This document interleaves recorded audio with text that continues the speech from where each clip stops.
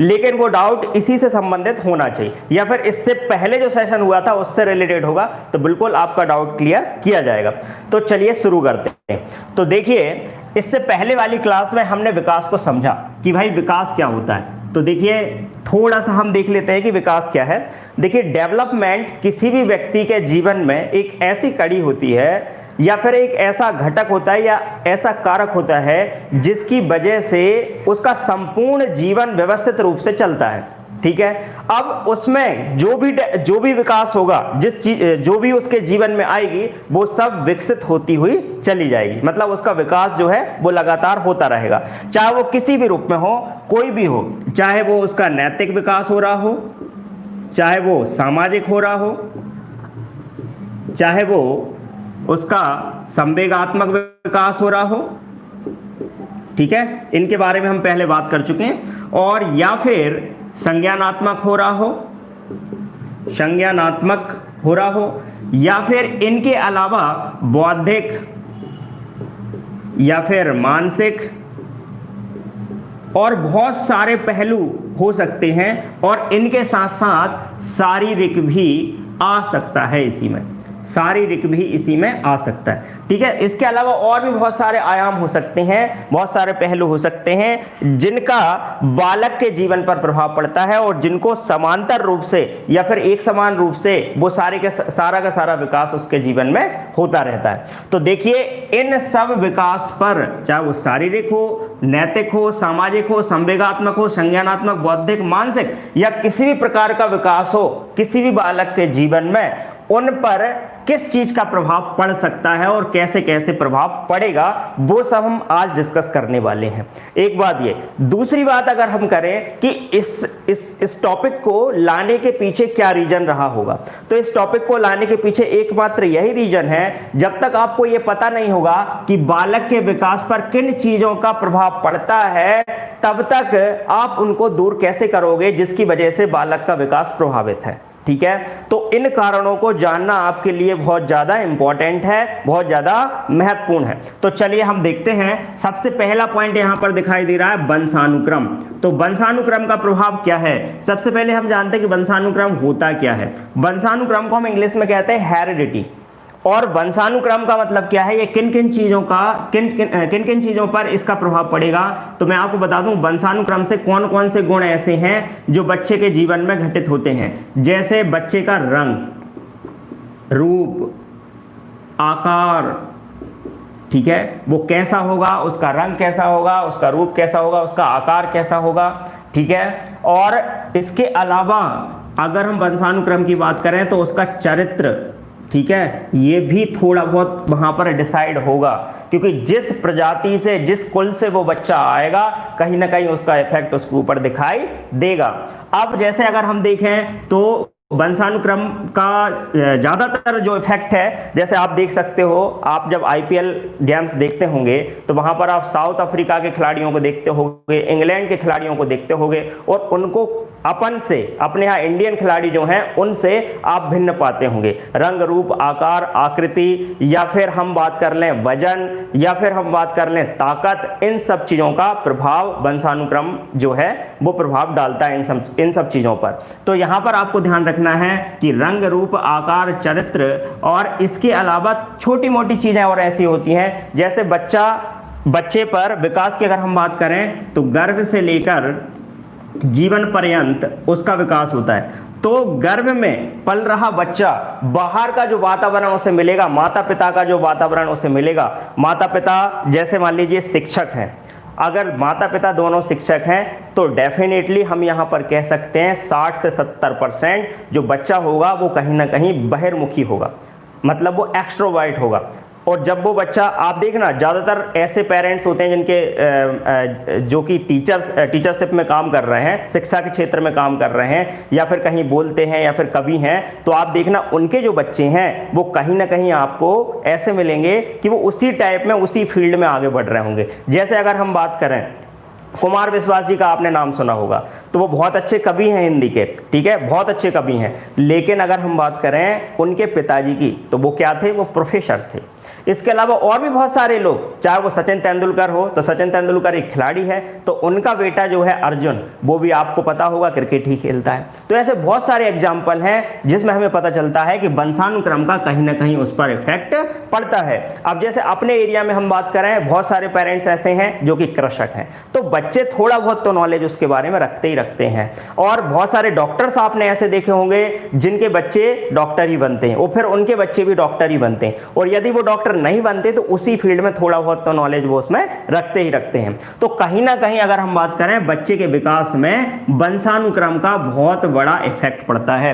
इसके बाद जो मैं चैप्टर लेके आने वाला हूं वो आपका वातावरण और वंशानुक्रम ही है, तो इसको डिटेल से हम पढ़ेंगे। लेकिन फिलहाल मैंने आपको बता दिया कि वंशानुक्रम का यहां पर बच्चे के जीवन में बहुत ज्यादा इफेक्ट पड़ता है। लेकिन अगर हम बात करें इसके बाद जो दूसरा पॉइंट आपको दिखाई दे रहा है क्या, वातावरण, एनवायरनमेंट की अगर हम बात करें तो इसका इफेक्ट क्या पड़ेगा या कैसे पड़ेगा, तो मैं आपको बता दूं, मेरा ये मानना है कि वंशानुक्रम का जो इफेक्ट है भविष्य में बच्चे के जीवन में, वंशानुक्रम का जो इफेक्ट है वो 10% ही दिखता है, और फिर ज्यादा इफेक्ट किसका दिखता है, वातावरण का दिखता है। अब ऐसा क्यों, ऐसा मैंने क्यों कहा, क्योंकि जब शुरुआती जीवन होता है तो पूरा का पूरा बच्चे का जो विकास है वो वंशानुक्रम पर डिपेंड रहेगा, चाहे उसका रंग रूप आकार, उसका माता पिता का जो वातावरण होगा, किस वातावरण में वो रह रहे हैं, चाहे वो शिक्षक हो चाहे वो डॉक्टर हो, बार बार वो सारी चीजें देखेगा तो कहीं ना कहीं उसका इफेक्ट उसके विकास पर जरूर पड़ेगा। अगर वो किसान है, आसपास में वो किसानी का माहौल देखेगा, माता पिता किसान है।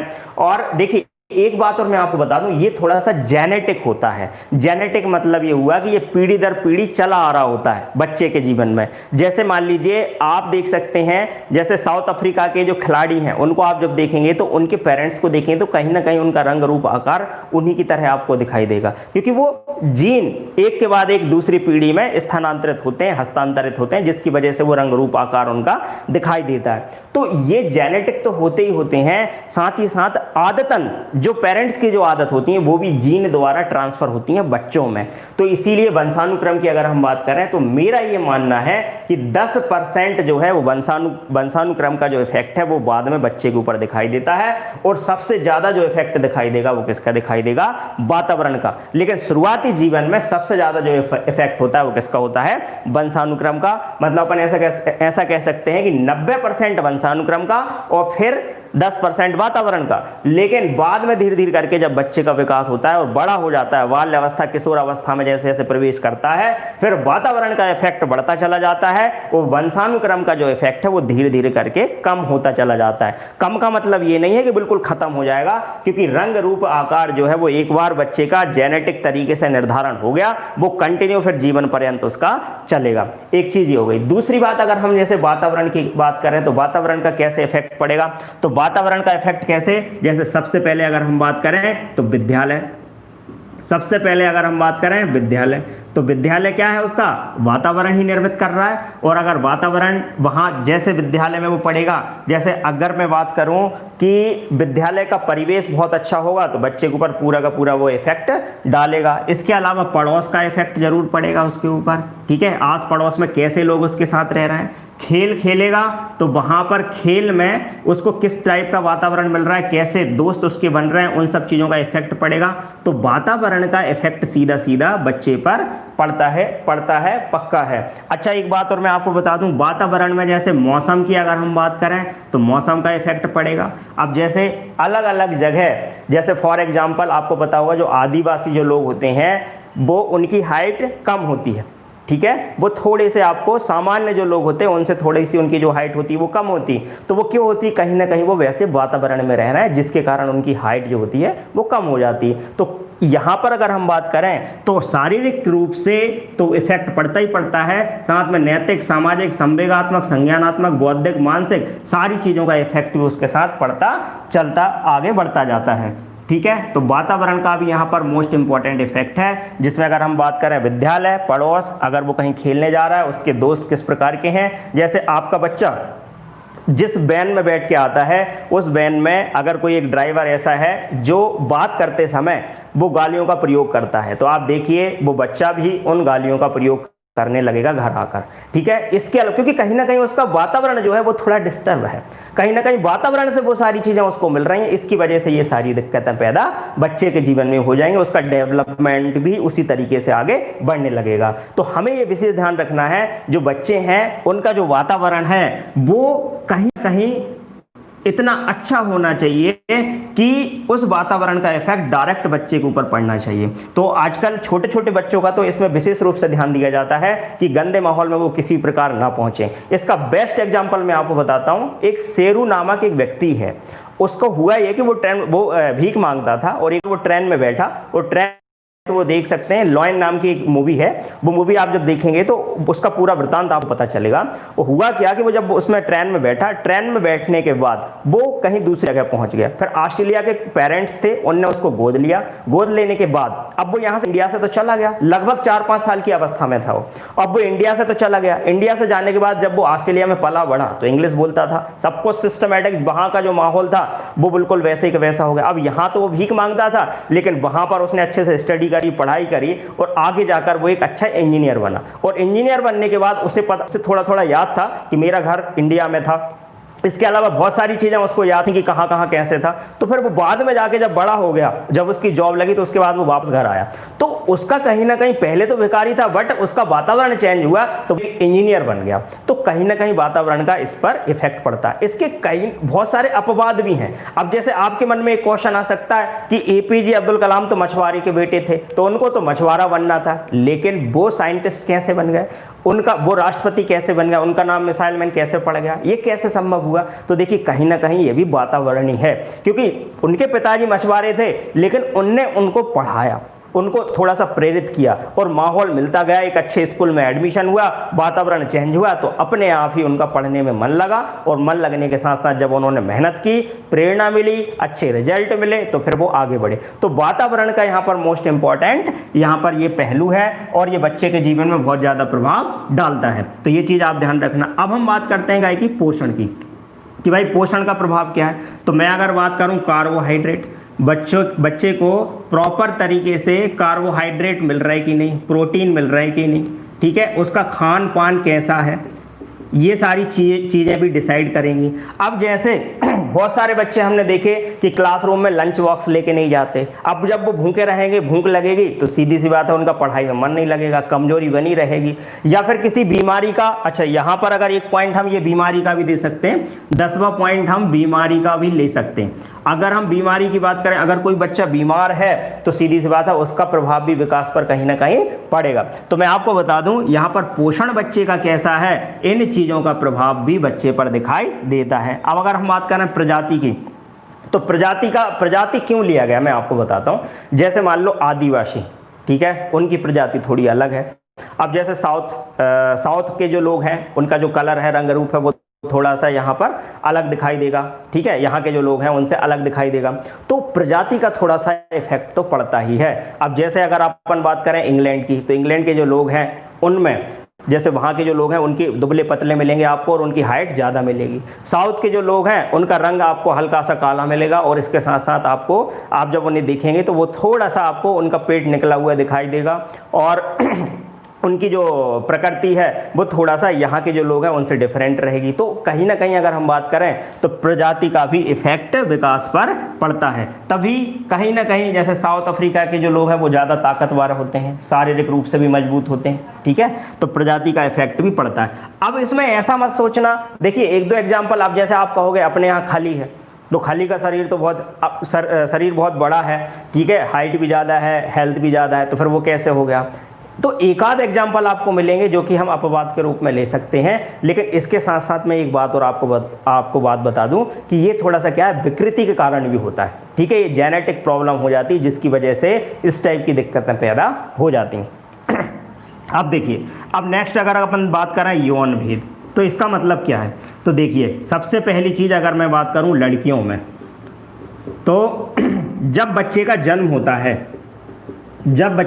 होता है तो उस समय जब जन्म होता है उस समय लड़के का वजन और लड़का लड़की से ज़्यादा हष्ट-पुष्ट दिखाई देगा। लेकिन धीरे धीरे करके जैसे ही टाइम निकलता जाएगा वैसे ही जो लड़कियां हैं वो जल्दी मैच्योर हो जाएंगी। ठीक है, करीब करीब मैं आपको बता देता हूं ये जो डिफरेंस होता है, जैसे 18 साल बोला जाता है लड़कियों की शादी के लिए और लड़कों की शादी के लिए 21 वर्ष बोला जाता है। ठीक है, तो ये जो डिफरेंस है लगभग 3 साल का होता है। मतलब 3 साल पहले लड़कियां मैच्योर हो जाती हैं, परिपक्व हो जाती हैं शादी के लिए, और जो लड़के होते हैं वो 3 साल बाद होते हैं। सामान्यतः ये देखा जाता है, इसीलिए शादी का ये बनाया गया है कि 18 वर्ष में लड़की की शादी और 21 वर्ष में लड़की की शादी की जानी चाहिए। ठीक है, तो यहाँ पर कहीं ना कहीं यौन भेद इसका प्रभाव जरूर पड़ता है बालक के विकास पर। ठीक है, अच्छा इसके अलावा बहुत सारी चीज़, अच्छा एक पॉइंट ये भी हो सकता है कि यहाँ पर भारत में जो भेदभाव किया जाता है लड़कियों में और लड़कों में, तो वो जो भेदभाव है वो कहीं ना कहीं समाज का प्रभाव होगा, जो विकास पर जो प्रभाव होता है। जैसे मान लीजिए लड़कियों को खाना बनाने के लिए बाध्य किया जाता है कि आप खाना बनाओगे ही बनाओगे, किचन में काम करोगे, घर में रहकर ही काम करोगे।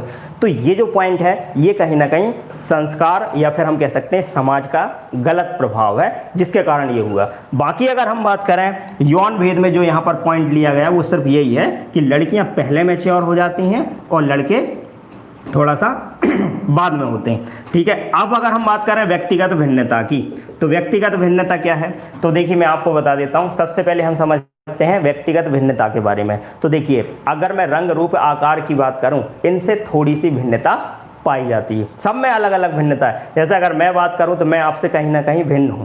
एक ही प्रजाति के लोग भी रंग रूप आकार या फिर आकृति में भिन्न हो सकते हैं, तो उनको अपन कहते हैं क्या, व्यक्तिगत भिन्नता कहते हैं। और ये जो भिन्नता आई है ये किस प्रकार, ये कहीं ना कहीं प्रजाति के प्रभाव से, वातावरण के प्रभाव से जो व्यक्तिगत भिन्नता बनती है, या फिर हम कहें सबसे ज़्यादा मोस्ट इंपॉर्टेंट वंशानुक्रम हेरिडिटी के प्रभाव से भी व्यक्तिगत भिन्नता बच्चों के अंदर होती है। अब इसका प्रभाव कैसे पड़ेगा, तो देखिए मैं आपको बता दूं। अगर व्यक्तिगत भिन्नता ज़्यादा है, जैसे क्लासरूम में कोई एक ऐसा बच्चा है जो व्यक्तिगत रूप से बिल्कुल ही भिन्न है, तो बिल्कुल ही भिन्न होने का मतलब, जैसे फॉर एग्जांपल मैंने अभी आपको बताया कि ऑस्ट्रेलिया में यहाँ का एक जो विकारी लड़का था वो वहाँ पहुँचा और वहाँ पर उसने स्टडी करी, तो कहीं ना कहीं उसे शुरुआत में प्रॉब्लम तो गई होगी, क्योंकि वहाँ जो रंग रूप आकार होगा सबका वैसा उसका नहीं था। तो इसीलिए आपने देखा होगा रंग के आधार पर भी कई बार भेदभाव होता है बच्चों से। ठीक है, और रंग के आधार पर, और कई बार ऐसा भी होता है कि गांव और शहर के जो बच्चे रहते हैं उनमें भी थोड़ा सा भेदभाव देखा जाता है। तो ये जो भेदभाव है ये कहीं ना कहीं व्यक्तिगत भिन्नता को इंगित करता है, जिसकी वजह से बच्चे का विकास प्रभावित होता है। अब आते हैं हम समूह का प्रभाव। तो देखिए ये थोड़े से सबसे ज़्यादा जो प्रभाव पड़ते हैं वो इन पॉइंट्स का है, जो कि मैंने आपको बताया, वंशानुक्रम, वातावरण, पोषण, प्रजाति, यौन भेद और व्यक्तिगत भिन्नता।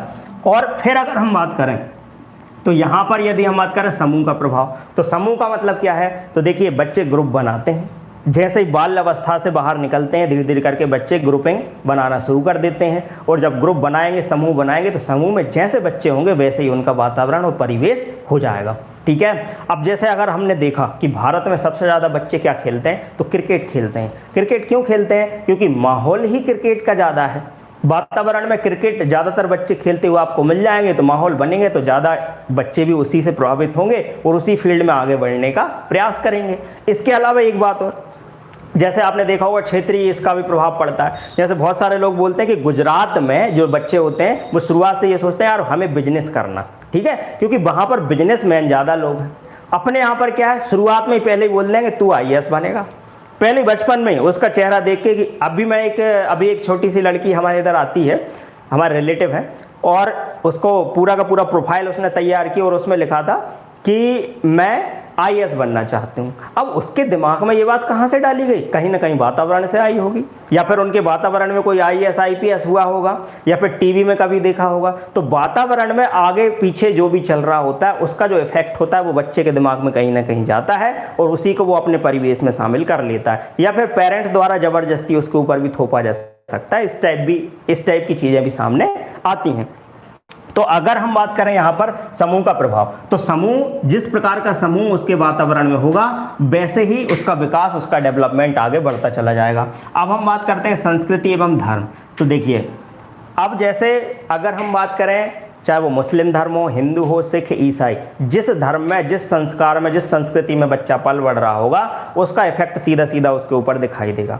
आपने देखा होगा वो जो बच्चा हिंदू धर्म में है तो वो कहीं ना कहीं उसी के जो संस्कार हैं, संस्कृति, कल्चर है, उसी को आगे बढ़ाएगा और उसी को सर्वोपरि लेकर वो आगे बढ़ाता हुआ चलेगा या फिर उसी को श्रेष्ठ मानते हुए काम करेगा उसमें, ठीक है।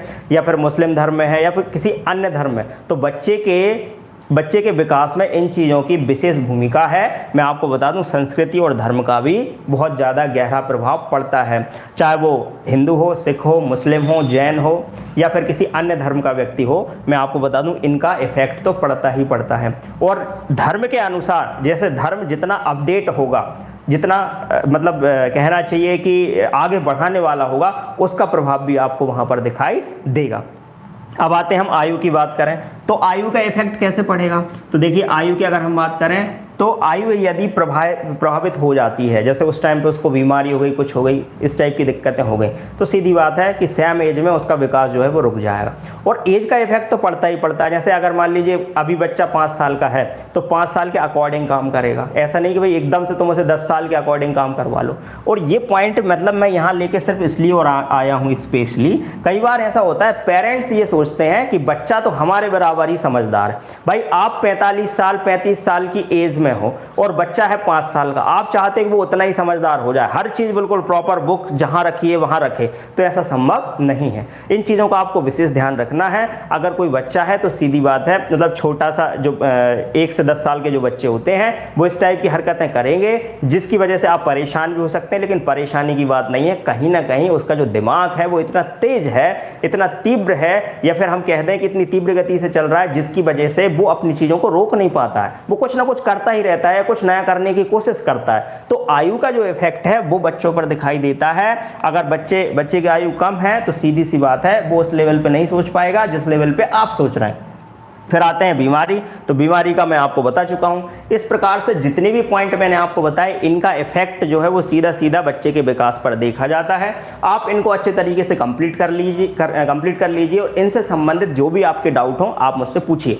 एक बात ये, दूसरी बात ये है कि मैं आपको रोज के रोज कम से कम 3-4 शब्द लेके आऊंगा। जैसे आज से मैं एक रूल बना रहा हूं, मैं रोज 3-4 शब्द लेके आऊंगा, उन शब्दों के मतलब, क्योंकि यहां पर मैं आपको बताऊं महत्वपूर्ण शब्दावली जो है वो यहां पर बहुत इंपॉर्टेंट है, क्योंकि वो जब ऑप्शन में आ जाते हैं, जैसे 1-2 एग्जांपल मैं आपको बता दूं। इससे पहले जैसे मैंने आपको बताया था समृद्धि, वृद्धि, ठीक है, ग्रोथ। अब एक ही चीज को 3-4 शब्द बोले जाते हैं। परिपक्व भी बिल्कुल वैसे ही लग रहा है, विकास भी वैसे ही। तो उन चीजों में हमें डिफरेंस पता होना चाहिए। अब जैसे 2 शब्द मैं आपके लिए लेकर आया हूं, जैसे अंतः वैयक्तिक और एक होता है अंतर वैयक्तिक।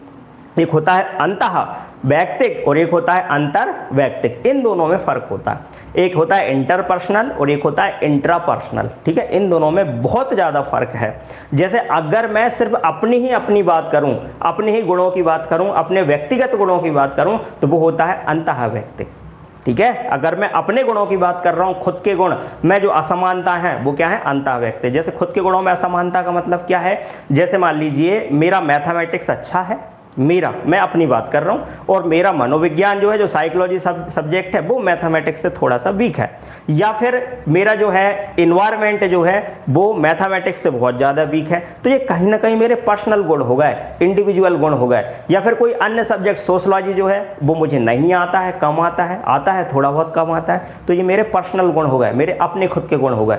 तो ये क्या हो गया, आपका अंतः वैयक्तिक हो गया। अब अंतर वैयक्तिक का मतलब क्या है कि जब मेरे गुणों को कैलकुलेट करें हम किसी दूसरे से, तुलना करें हम किसी दूसरे व्यक्ति से। जैसे मान लीजिए मेरी मैथमेटिक्स किसी अन्य टीचर से कमज़ोर है, वीक है, या फिर कोई बच्चा है उसकी मैथमेटिक्स किसी अन्य स्टूडेंट से वीक है, तो फिर वहाँ पर वो क्या हो गया, आपका अंतर्वैयक्तिक हो गया। तो ये दोनों शब्द जरूर आपके एग्जाम में आपको दिखाई देते हैं। हो सकता है इनका मतलब ही पूछ लें आपसे, तो इन शब्दों के मतलब भी हमें पता होना चाहिए। तो रोज डेली क्लास जो हम लेने वाले हैं, इस क्लास में मैं इस टाइप के कुछ वर्ड्स भी लेके आऊँगा, और अगर आपको किसी वर्ड में प्रॉब्लम है तो आप मुझसे पूछ सकते हैं। और प्लीज़ आप इस सेशन को शेयर कर दिया करो, और जहाँ भी आपको प्रॉब्लम है आप कमेंट बॉक्स में कमेंट जरूर करके मुझे बताएं। और इसके अलावा फेसबुक, इंस्टा, जहाँ जहाँ आप शेयर कर सकते हैं वहाँ आप शेयर करिए, क्योंकि इससे कहीं ना कहीं मुझे भी मोटिवेशन मिलता है, और आगे मैं बहुत बेस्ट वीडियो आपके लिए बना के लेके आऊँगा, बेस्ट कंटेंट भी दूंगा, जो कि कहीं ना कहीं आपके ऊपर भी इफेक्ट डालेगा और एग्जाम में आपको बहुत ज़्यादा मदद मिलेगी। अब चलिए मैं आपके कमेंट लेता हूँ। और जो भी आपको डाउट है आप अपने अपने डाउट बताते जाइए और मैं क्लियर करता चलूँगा।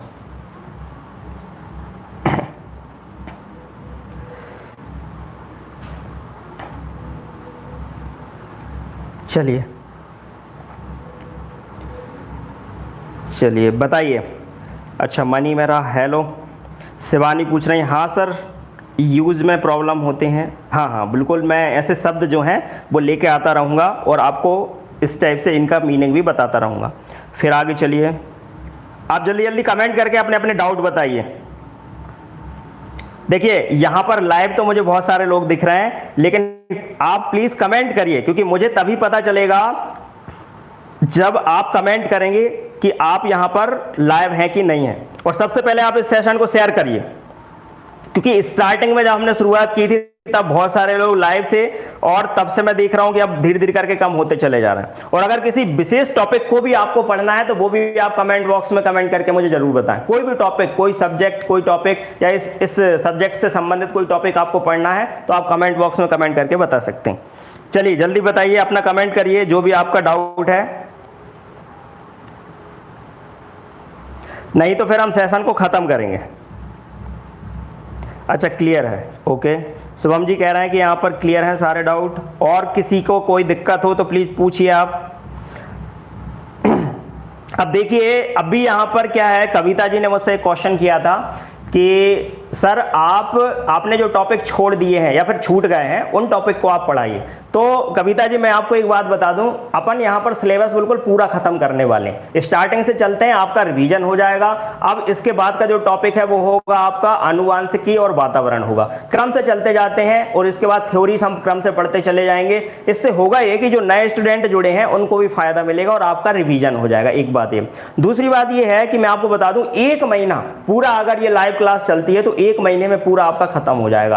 अब यहाँ पर अगर हम ईवीएस की बात करें तो ईवीएस की क्लास जो है वो अभी मैं 1-2 दिन रोक रहा हूँ और इसके बाद फिर मैं ईवीएस के जो टॉपिक आपके बचे हुए हैं वो पूरा का पूरा मैं अच्छे से कंप्लीट करवा दूंगा। उसके पीछे वजह सिर्फ ये है क्योंकि ईवीएस में जो है वो फिगर होते हैं, तो मैं थोड़ा सा क्या है कि अभी इसमें थोड़ा काम चल रहा है। हो सकता है कि अपन डिजिटल बोर्ड ले आएं जिसमें डायरेक्ट आपको फिगर यहाँ पर दिखाई दें, या फिर दूसरे सॉफ्टवेयर जो आते हैं वो भी मैं यहाँ पर ढूंढ रहा हूँ, तो वो मिल जाएंगे। तो उसमें क्या है, डायरेक्ट फोटो आपको दिखाई देगा तो और अच्छे बेहतर तरीके से आपको समझ में आएगा।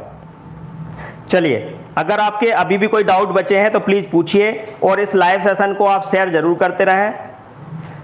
सर प्रैक्टिस सेट भी लाइव कराइए। बिल्कुल, प्रैक्टिस सेट भी मैं सोच रहा हूं कि लाइव हो जाए, पर उसी में थोड़ा सा क्या है, उसमें कुछ सॉफ्टवेयर की जरूरत हमें पड़ेगी, तभी वो लाइव आपको सामने दिखाई देंगे क्वेश्चंस में, तो इसीलिए वो अभी प्रॉब्लम चल रही है और जैसे ही वो दूर होती है मैं जरूर लेके आऊँगा। यहाँ पर दीपमाला जी बोल रहे हैं कि सर वातावरण और वंशानुक्रम मनोवैज्ञानिक कौन है? आपका क्वेश्चन क्लियर नहीं हो पा रहा है दीपमाला जी। यहाँ पर सर वातावरण और वंशानुक्रम मनोवैज्ञानिक कौन है? देखिए मैं आपको एक बात बता दूं, शायद आप ये पूछना चाह रहे हैं कि वातावरण और वंशानुक्रम के मनोवैज्ञानिक कौन कौन है।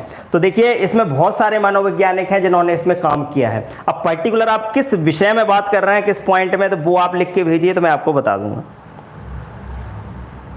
मणि मेहरा जी बोल रहे हैं कि सर सीडीपी और मैथ पेडागोजी प्रैक्टिस करा दीजिए। बिल्कुल बिल्कुल, देखिए मैं प्रैक्टिस तो कराऊंगा ही कराऊंगा, लेकिन इसके पहले मैं कॉन्सेप्ट भी कराऊंगा। एक बात मैं आपको बता दूं, बहुत सारे यूट्यूब चैनल मैंने देखे हैं, उनमें वो करते क्या है, क्वेश्चन लेके आते हैं और उनके सॉल्यूशन बताते चले जाते हैं। देखिए एक बात समझिए, जब तक आपका कॉन्सेप्ट क्लियर नहीं होगा, उसके पीछे का जो बेसिक नॉलेज है वो पता नहीं है, तो फिर कैसे काम चलेगा। जैसे आपको मैंने नोएम चॉम्स्की पढ़ाया था, तो उसमें आपने देखा पूरा कॉन्सेप्ट क्लियर रहा होगा, आपको एक एक चीज समझ में आई कि उन्होंने क्या क्या दिया, कैसे कौन कौन सी किताबें लिखी, कब कब कैसे लिखी और कैसे उन्होंने किस फील्ड में वर्क किया। अब इसके बाद उनसे संबंधित कोई क्वेश्चन आएगा तो आप इजीली कर देंगे। ठीक है, अब जैसे यही पूछ लिया जाए कि सबसे ज्यादा किस वैज्ञानिक ने भाषा कौशल में वर्क किया है, तो कौन से वैज्ञानिक हैं, जैसे अगर हम बात करें नोएम चॉम्स्की, और बाकी 3 और दे दिए जिन्होंने वर्क नहीं किया, तो आप सीधा बोल देंगे नोएम चॉम्स्की। तो ये थोड़ा सा बेसिक कॉन्सेप्ट क्लियर होना जरूरी है, तो पहले हम उस पर काम करते हैं, फिर देखिए इसके लगातार हम क्वेश्चन करते चले जाएंगे। जी हाँ बिल्कुल, सुमन जी बोल रहे हैं कि हिंदी भी, तो हिंदी भी करते हैं। अच्छा विनय सर यहाँ पर बोल रहे हैं कि एनसीएफ 2005, तो देखिए मैं आपको बता दूं एनसीएफ 2005 इसके साथ साथ में क्या क्या करवाने वाला हूँ वो ध्यान से सुनिए आप। सबसे पहले बात आरटी राइट टू एजुकेशन, ठीक है 2009, फिर इसके बाद एनसीएफ 2005 आपका ये, और इसके अलावा जो नई शिक्षा नीति आई है 2020 में, ये तीनों के तीनों मैं आपको कंप्लीट करवाऊंगा और एक ही दिन में 1 घंटे की क्लास होगी, और चीजें जोड़ी हैं और कौन कौन सी जोड़नी थी या फिर जोड़ेंगे या फिर जिनको हमें रखना था और वो अभी नहीं रखी गई, तो ये सब डिस्कशन जब हम करेंगे, इसको एनालाइज करेंगे, तो ये तीनों की तीनों चीजें आपको बहुत अच्छे से याद हो जाएंगी। अच्छा हाँ, दीपमाला जी यहाँ पर बोल रही हैं कि प्रमुख मनोवैज्ञानिकों के नाम। तो देखिए यहाँ पर ये बात आपने बहुत अच्छा यहाँ पर बोला। तो दीपमाला जी मैं ये बात आपकी समझता हूँ। अब नेक्स्ट टाइम जब भी मैं कोई टॉपिक जैसे वंशानुक्रम और इनसे वातावरण और वंशानुक्रम नेक्स्ट टॉपिक होगा, तो उनसे संबंधित प्रमुख मतलब जो इंपॉर्टेंट है वो मैं लेके आऊंगा और उनके बारे में यहीं पर आपको क्लासरूम में बताता चलूंगा। हालांकि ये तो मैं बताता भी आगे आपको जो क्लासेस होती हैं उनमें बताता, ठीक है। चलिए ठीक है, इसके अलावा किसी का कोई डाउट हो तो प्लीज मुझसे पूछिए, नहीं तो सेशन को हम यहीं पर खत्म करते हैं। किसी को कुछ पूछना हो तो पूछिए। चलिए मिलते हैं कल 9 बजे, और इसको आप सेशन को शेयर कर दीजिए, ज़्यादा से ज़्यादा लोगों तक पहुंचाइए और ज़्यादा से ज़्यादा स्टूडेंट को जोड़िए ताकि ये कंटिन्यूटी से चलता रहे ये सेशन और पूरा सिलेबस हम कंप्लीट करें और ज़्यादा से ज़्यादा लोगों को, ज़्यादा से ज़्यादा बच्चों के सिलेक्शन हो और ज़्यादा से ज़्यादा एस्पिरेंट हमसे जुड़ पाए।